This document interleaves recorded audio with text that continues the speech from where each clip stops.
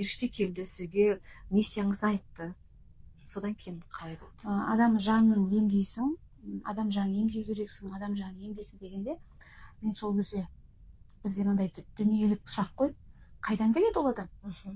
Кім алып келеді ол адамды?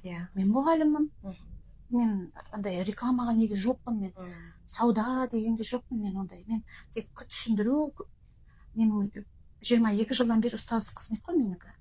Мен ондай сату, жаңағы тренинг, ондайға мен жоқпын. Өзіңді жарнамалауға мен ондайға жоқпын. Қалай дегенде, былай тілмен айтқанда, мен солай, маған сондай түспіп келді, телепатический язык дейді. Яғни сен былай сөйлеспейсің, не айтып тұрған сезесің. Сонда мынандай келді, ол жағын бізге қалдыр. Кімнің жаны емделеді, біз өзіміз алып барамыз. Кім адасып жүр, біз өзіміз алып барамыз. Кім қиналып жүр, біз оны өзіміз алып барамыз.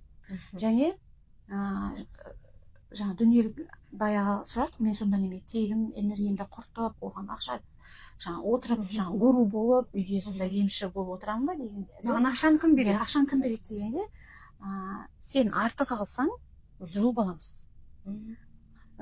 Минималды өзінің белгілі бір сумманы айтып тұрамыз. Өсіретін кезде өсіресің, өсірмейтін кезде сол сумманы ұстап тұрасың.